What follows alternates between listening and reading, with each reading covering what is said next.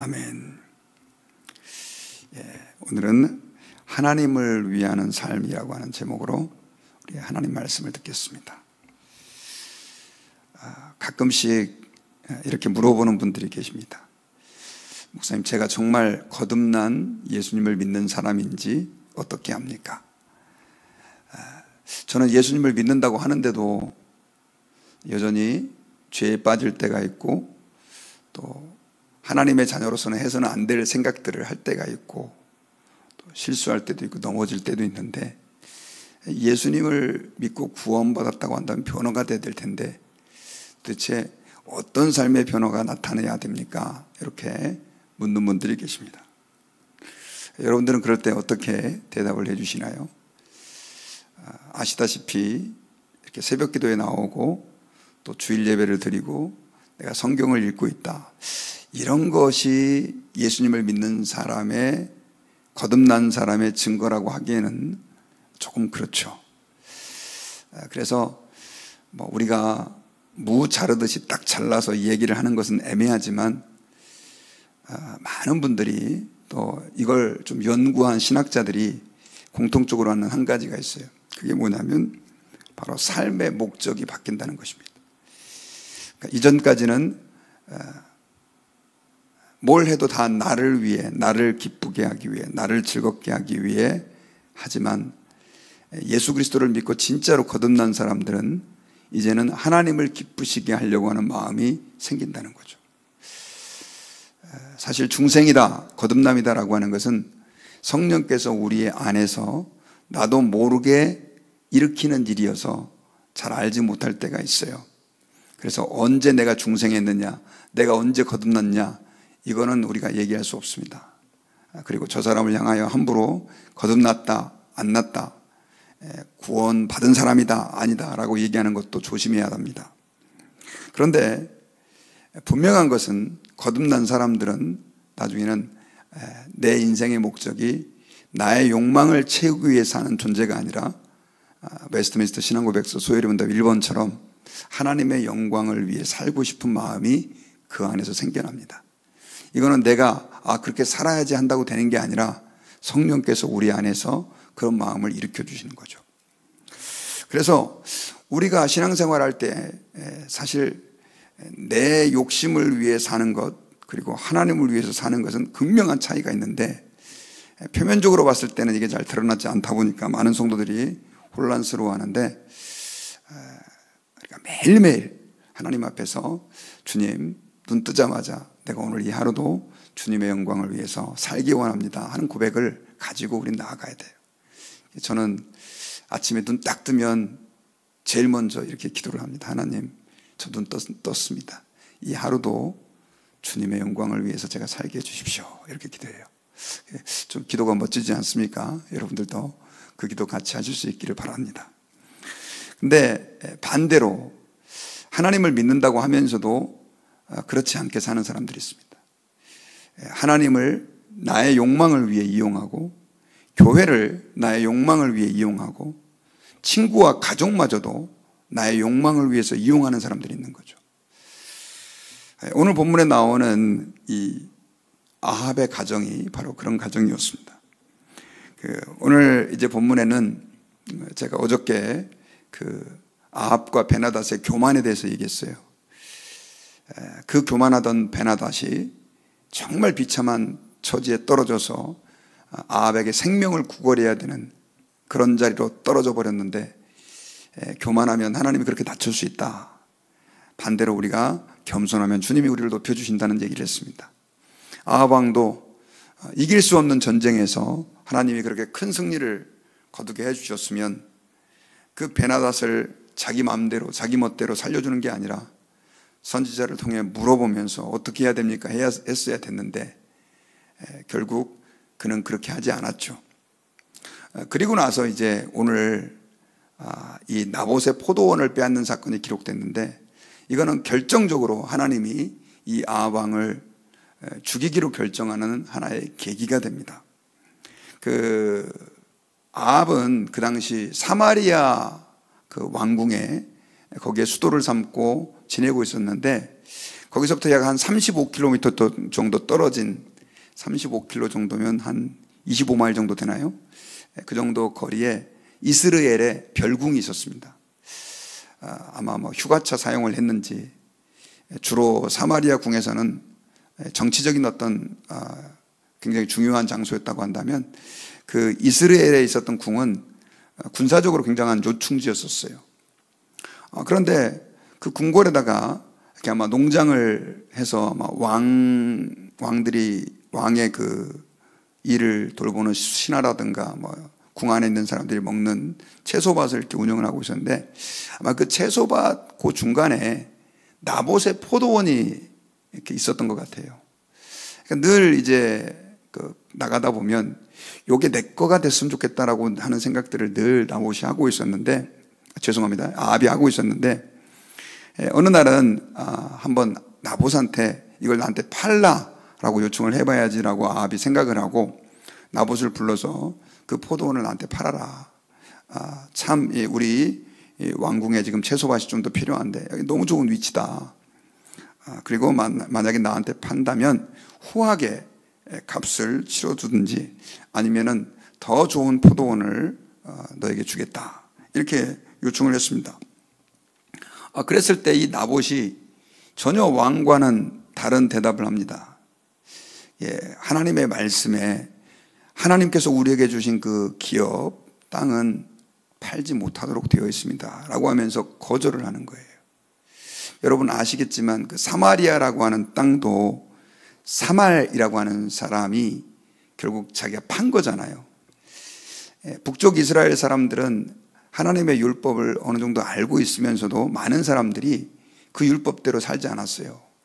여로보암 왕부터 시작해서 제사장을 자기 멋대로 세우고 예배할 장소를 이 베델과 단에다가 세워놓고 금송아지를 세워놓고 제사를 지내게 한 것처럼 점점 더 율법에서 떠나는데도 불구하고 이 나봇은 하나님의 말씀을 기억하고 하나님께서 우리에게 기업으로 주신 땅은 다른 사람에게 팔아서는 안 된다라고 하는 생각들을 가지고 있었던 겁니다. 그래가지고 거절을 했는데 이 아합 왕이 왕이었지만 하나님의 율법에 그렇게 하지 말라고 되어 있다고 하는 이야기를 듣고 더 이상 할 말이 없어진 거죠. 근데 계속해서 그 포도원이 생각이 나는 거예요. 그리고 그 나봇이 괘씸한 거예요. 얼마나 괘씸하고 화가 났는지 밥도 이렇게 안 넘어갈 정도로 막 울분이 터져가지고 그러고 있는데, 그때 이 아합의 아내였던 이세벨이 왜 도대체 무슨 일이 있길래 밥도 안 먹냐고 이렇게 얘기를 합니다. 그래서 여차여차 자초지정을 얘기하는데 이 아합이 이세벨에게 이야기할 때는 하나님이 우리에게 주신 그 땅을 팔지 못한다는 얘기를 빼버리고 나봇이 나한테 팔기를 싫어한다 이렇게만 전달을 합니다. 그런데 여기서 이제 잘못된 이세벨의 내조가 시작이 되죠. 왕이시여 걱정하지 마십시오. 왕이 지금 이스라엘 왕 아닙니까? 하면서 내가 그 포도원을 당신에게 주겠습니다 라고 약속을 해요. 그래가지고 이제 이 이세벨이 공작을 펼치는데 편지를 보냅니다. 그 나봇이 살고 있었던 그 마을의 성읍의 장로들한테 거짓 증인, 성경에 불량배라고 되어 있는데 아마 건달 같은 사람이겠죠. 거짓말 잘하고 그리고 돈 받아먹는 사람들, 그런 사람을 2명을 세워가지고 나봇이 왕과 하나님을 저주했다라고 하는 증언을 하게 해라. 그러면 당신 장로들은 온 성으로 하여금 금식을 하게 하고 이제 하나님의 이름을 모욕했다, 신성모독했다, 이제 이런 누명을 씌우려고 한 거죠. 그리고 그 나봇을 이렇게 높이 앉힌 뒤에 상당히 나봇이 아마 유지였던 것 같아요. 그러니 온 성이 다 이제 금식을 하도록 하는 작전까지 세우게 되죠. 그리고 나서 그 두 중인들이 나봇이 하나님과 왕을 저주하는 걸 들었다라고 증인이 되게 해라. 그리고 그를 돌로 쳐 죽여라. 이제 이런 메시지를 전달을 한 겁니다. 그러면 그 장로들도 그 성읍의 지도자들도 그 순종하면 안 되는데 서슬퍼런 권력이 그렇게 얘기를 하니까 결국은 그대로 그 장로들은, 성읍의 지도자들은 이세벨의 말대로 금식을 선포하고 그 불량배 2명으로 거짓 증언을 하게 하고 그 나봇을 높이 의자에 앉혀서 사람들로 하여금 이제 비판을 하게 하고 돌로 쳐서 결국 죽여버리게 됩니다. 그리고 나중에는 이제 그가 죽었으니 그 포도원을 취하시라라고 하는 그런 전가를 이세벨이 받게 되는 거죠. 참 마음이 많이 아픕니다. 그런데 그냥 일반적인 상황에서 이 이스라엘의 신정 왕국이 아니라라고 하는 생각을 하면 뭐 왕이 그 어떤 사람의 포도원 빼앗는 게 뭐 무슨 큰일이 되겠습니까? 그런데 앞서서 말씀드렸지만 이 아합은 정말로 하나님으로부터 죽을 뻔한 그 베나닷의 종이 돼가지고 정말 그렇게 나라를 다 뺏길 뻔한 상황에서 하나님이 은혜를 베풀어 주셔서 전쟁에서 2번이나 이기게 하고 오히려 베나닷이 그 아합의 종이 되는 그런 특권과 은혜를 베풀어 주셨는데도 불구하고 결국 이런 악을 행한 것이죠. 특별히 여러분 뭐 이세벨이 했다고 그러지만 위험한 내조죠. 이거는 아합의 묵인하에 일어났다고 볼 수밖에 없는 거죠. 그런데 여기서 더 우리를 가슴 아프게 하는 건 뭐냐면 이런 악을 행하고 그 나봇의 포도원을 빼앗아 무지한 나봇을 죽이는 데 있어서 그 이세벨이 하나님 여호와의 이름을 인용해서 그 하나님을 도용해서 이런 짓을 했다는 거죠. 자, 무슨 말이냐면 하나님의 이름을 모욕했다. 왕을 모욕했다. 왕은 뭐 그렇다 치는데 하나님을 모욕했다라고 하는 죄를 나봇에게 뒤집어 씌운 거예요. 하나님의 영광을 이 나봇이 훼손했다. 그래서 그를 죽이겠다 하면서 결국 하나님을 이용해서 이 이세벨은 나봇을 죽이고 자기의 욕망을 성취해서 포도원을 빼앗는 이런 짓을 한 거죠. 자, 이게 기가 막힌 일이죠. 그리고 그 일에 그 성읍의 장로들이 협조했다는 것. 슬픈 이야기입니다. 여러분, 우리가 살면서 죄를 지을 때가 많이 있는데 가끔씩 거짓말도 하고 또 감정을 참지 못해가지고 뭐 해서는 안 될 말도 하고 뭐 그럴 수 있죠. 뭐 그래서는 안 되겠지만 그런데 가장 큰 죄, 더 큰 죄, 무서운 죄는 뭐냐면 그 하나님을 이용해서 내 욕망을 성취하려고 하는 죄죠. 하나님을 이용해서 욕망을 성취하려고 하는 죄. 그 구약에 보면은 여러분 사무엘서에 그 하나님이 첫 번째 왕 사울을 세워가지고 그를 이스라엘 왕이 되게 합니다. 그리고 나서 얼마 뒤에 왕이 된 지 1년밖에 안 됐을 때 하나님은 사무엘을 통해서 아말렉을 진멸하라라고 하는 명령을 내립니다. 그때 이 아말렉의 왕이 아각이었는데 이 하나님의 도움으로 말미암아 사울 왕은 그 아말렉과의 전쟁에서 크게 승리를 합니다. 그런데 이 하나님께서 가끔씩 구약에서는 진멸 전쟁을 명령하는 경우가 있는데 뜻이 있어서 짐승과 심지어 어린아이까지 다 죽여야 되는 그런 전쟁을 명령하실 때가 있어요. 바로 이 아말렉에 대해서 그런 명령을 했고 나중에 이제 또 가나안 땅에 들어갈 때 주님이 그런 명령을 내리잖아요. 그건 죄의 씨를 남기지 않겠다는 의도가 있었는데 나중에 이 사울이 그 전쟁에서 이기고 나서 양과 그리고 재물들, 염소들 그리고 그 아말렉의 왕이었던 아각을 살려둔 거예요.